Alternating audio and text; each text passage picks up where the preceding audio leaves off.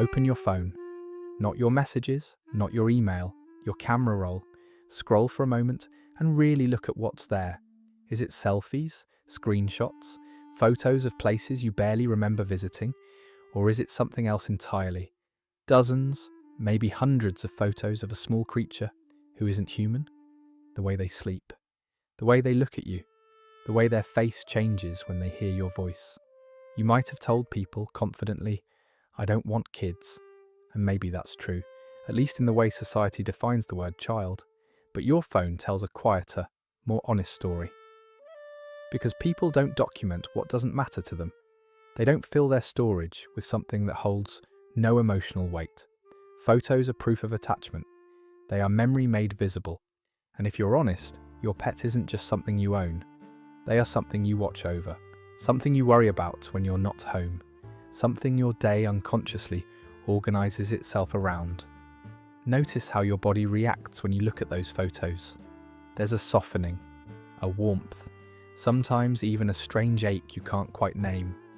That feeling isn't random, and it isn't silly. It's the same emotional posture a parent takes toward a child. Protective, attentive, oriented toward care. This isn't about replacing human children. It's about recognizing a pattern your nervous system is already living inside of. Before you ever questioned it, before anyone judged it, your brain had already decided this being matters. This being is mine. And the question isn't, why do you love them so much? The real question is, what part of you needed a bond like this in the first place? Let's begin.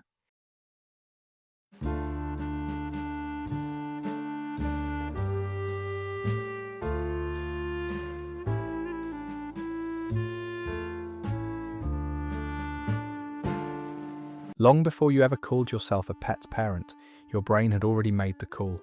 It didn't ask for your opinion. It didn't check your life plan. It simply responded. When you look into your pet's eyes and feel that sudden rush of warmth, your body releases oxytocin, the same hormone that bonds a parent to a newborn. This isn't a poetic comparison. It's a measurable chemical event. Your nervous system doesn't label relationships by species. It labels them by safety, attachment, and repetition. Care plus proximity equals bonding. And you have both. Every feeding, every walk, every time you respond to a sound in the night, every moment you are needed and show up. Your brain reads that pattern and says, this is family. What's important to understand is that this process happens below language. You didn't decide to feel responsible. You didn't choose to feel protective. Those feelings emerged because your brain recognized a being that depended on you, and dependency is one of the strongest triggers for attachment we have. This is why calling it pretend misses the point entirely. Pretend is conscious. This is automatic. In fact, in some ways, this bond forms even more smoothly than many human relationships. Human connection comes with negotiation, interpretation, and the constant fear of missteps. With your pet, the signal is clean. Care goes out, trust comes back, over and over again. So when you say, they're like my child, you're not exaggerating. You're describing a reality your body's already living. You didn't assign yourself that role. Your nervous system did, and once it does, it doesn't easily let go. There's a truth about human parenting that rarely gets said out loud. If you have a human child, your job is to love them towards separation. You teach them to walk so they can walk away. You teach them to speak so they can disagree with you. You raise them to become someone who will one day need you less. That's not a failure of love, that is love. But it also means every healthy parent-child bond carries an exit wound built into it from the beginning. Growth requires distance, independence requires loss. A pet offers something entirely different. They are the child who never leaves. They don't grow into independence. They don't outgrow needing you. They don't move away, form new allegiances, or slowly reorganize their world without you at the center of it. For someone with a deep sensitivity to abandonment, or someone whose nervous system learned early that connection is fragile, this matters more than most people realize. With a pet, the bond is stable, predictable, frozen in time. You don't wake up one day to find the relationship has shifted without your consent. You don't have to grieve the slow loss of closeness that comes with human development. The role you play stays intact. You are needed today, tomorrow, and every day after that. This doesn't mean pet parents are afraid of love. It means they understand its cost. For many people, especially those who grew up with inconsistency, absence, or emotional unpredictability, the forever child isn't about control. It's about safety. It's about finally having a relationship where love doesn't come with the constant threat of being outgrown or replaced. Notice how calm your body feels around your pet. Notice how little vigilance is required. That's not coincidence. That's your nervous system recognizing a bond without an exit wound. A love that doesn't have to prepare itself for goodbye. Have you ever looked at your pets and felt something almost overwhelming? A sudden urge to squeeze them, to bite their ears, to say something in a ridiculous voice because the feeling is simply too much. That reaction has a name: cute aggression. It sounds strange, even alarming, but it's actually your brain trying to regulate an emotional overload. When something is extremely cute, your nervous system floods with bonding chemicals. Oxytocin, dopamine, warmth, focus. Cute aggression is the pressure valve. It's how your brain keeps you from being emotionally incapacitated by love. The reason this happens so intensely with pets has to do with something called baby schema. Humans are biologically wired to protect beings with big eyes, round faces, small noses, and clumsy movements. These features trigger a deep, ancient instruction: keep this alive. Human children eventually grow out of this. Their faces sharpen, their bodies change. The visual cues that signal helplessness fade over time. Your pet never outgrows them. Dogs, cats, even rabbits are biologically designed to remain in a permanent state of baby-like features. When you look at them, your brain doesn't register animal, it registers dependent. This is why people who don't want human children can still feel intense parental instincts toward pets. The trigger isn't ideology, it's visual and neurological. Your brain is responding exactly as it was designed to, and sometimes love hurts because it's more than your system knows what to do with. Human attachment is complicated. Even at its best, it comes layered with misunderstanding, unmet expectations, and the constant need to interpret someone else's inner world. People grow, they change, they say things they don't mean, they leave rooms without explaining why. And for a nervous system that has learned to stay alert, love can feel less like safety and more like risk management. Pets offer a different attachment environment entirely. With a pet, the signal is clean. Care goes out, trust comes back. There is no double meaning, no hidden resentment, no emotional scorekeeping. You don't have to wonder where you stand. This is especially powerful for people who grew up in homes where affection was unpredictable, where love could be withdrawn without warning, where approval had to be earned, or where emotional needs were treated as inconvenient. In those environments, attachment becomes associated with vigilance. You learn to monitor tone, facial expressions, shifts in mood. Connection costs energy. A pet removes that cost. They don't evaluate your worth. They don't punish you for having a bad day. They don't reinterpret your silence as rejection. Psychologically, this creates what attachment theory calls a secure base. But unlike human relationships, this secure base doesn't erode with time, conflict, or autonomy. It stays intact. For someone who has experienced abandonment, whether physical or emotional, this kind of bond can feel like oxygen. It's not that they're avoiding human connection, it's that they're finally experiencing attachment without the threat of rejection built into it. Notice how your body behaves around your pet. The shoulders drop, the breath slows, there's no performance required. That's not immaturity, that's regulation. Your nervous system has found a relationship where connection doesn't demand self-protection, a place where attachment can exist without fear. And once you've felt that, It changes what you understand love to be capable of.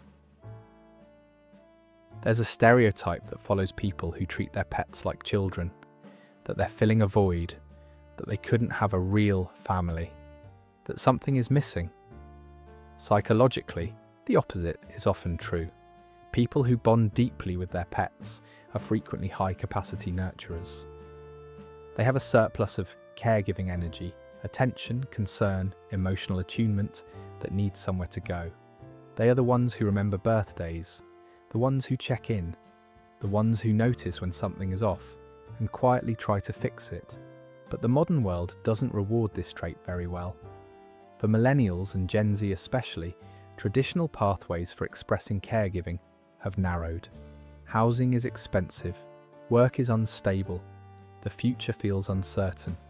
Becoming a human parent often requires financial, emotional, and logistical resources that feel permanently out of reach. What doesn't disappear is the instinct itself. The need to care for something vulnerable doesn't fade just because the conditions aren't right. It looks for another outlet. A pet becomes that outlet, not as a substitute born of failure, but as an adaptation, a way to express responsibility, devotion, and tenderness without being crushed by modern constraints. You get to be a caregiver without losing your entire autonomy. You get to build a family that fits inside the life you actually have, not the one you were promised. This isn't avoidance, it's calibration. You are saying, I have love to give, and I'm choosing a form where it can survive. In a world that often feels too hard, too fast, and too unforgiving, that choice isn't small, it's quietly intelligent. There is another layer to this bond that's harder to talk about, because it sits closer to fear than love. Raising a human is unpredictable. You can do everything right and still lose control of the outcome. Children grow into their own will. They make choices you can't manage. They leave. With a pet, the world is smaller. And that's not an insult, it's a relief. You choose what they eat. You choose where they go. You decide their routines, their safety, their boundaries. For someone whose own life feels chaotic, an unstable job, a volatile world, a nervous system that never fully rests, this kind of control can feel grounding. It's not about domination. It's about having one place where care reliably leads to safety. Psychologically, this can be healthy, or it can drift into anxiety, depending on the motivation. There's a difference between structure that soothes and control that tries to erase uncertainty. The line is subtle, and most people cross it without realizing. If you find yourself obsessing over perfection, diet, schedules, constant monitoring, it may not be about your pet at all. It may be about needing proof that something in your life is safe because you're in charge. This doesn't make you broken, it makes you human. The question isn't whether control is present, it's whether it's serving regulation or quietly replacing it. Because safety built on care is sustainable. Safety built on fear is exhausting. Not everyone treats their pet like a child for the same reason. From the outside, the behaviours may look identical. Special food, vet anxiety, routines, baby talk, but psychologically, the need underneath can be very different. The first type is the guardian. You're constantly scanning for danger. You notice subtle changes others would miss. A skipped meal, a strange sound, a slightly slower walk, and your body reacts. When your pet is safe, you feel safe. When they're vulnerable, your anxiety spikes. Psychology would describe you as high in empathy and high in vigilance. You love like someone who knows how quickly things can be lost. The second type is the soulmate. You don't just care for your pet, you bond with them, you talk to them, you feel understood by them. Time with your pet feels more restorative than most social interactions. Humans require performance, your pet requires presence. You are drawn to depth, quiet, and authenticity, and this relationship gives you all three without negotiation. The third type is the redeemer. You may have rescued them, physically or emotionally. They came into your life afraid, neglected, or unprotected. By caring for them, you're restoring something. Each act of kindness, becomes evidence that pain doesn't have to be the end of the story.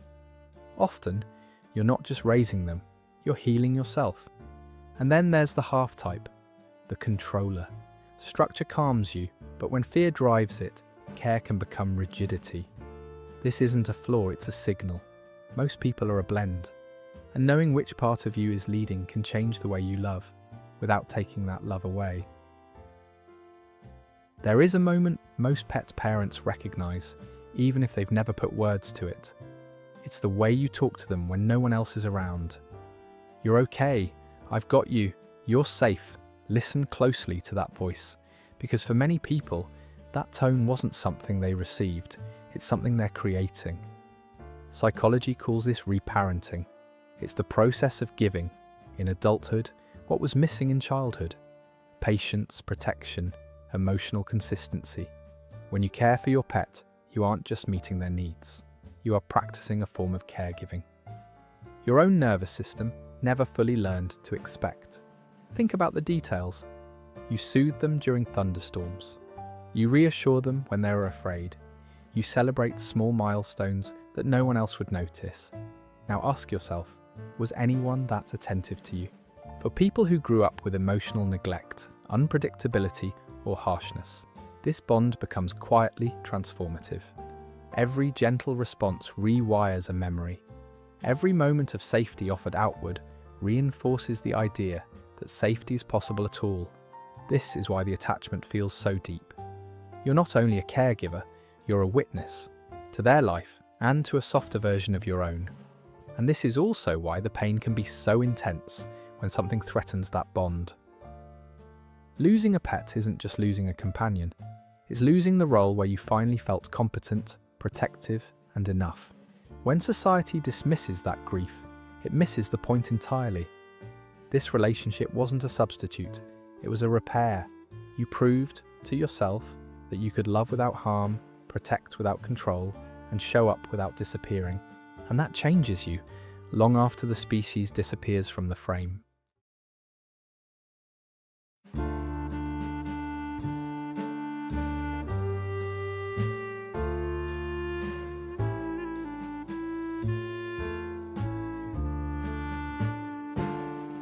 When a pet dies, something shatters that most people can't see. It isn't just the absence of a body in the house, it's the silence where a role once lived. Your brain doesn't experience this as losing an animal, it experiences it as losing a daily attachment, a source of regulation, a being that depended on you completely. The routines vanish, the reflexes remain. You still listen for their footsteps, you still reach for them without thinking. Psychology calls this disenfranchised grief, a grief society doesn't fully recognize. When people say, "It was just a dog," they're speaking from language, not from the nervous system. Your body knows better, it lost family.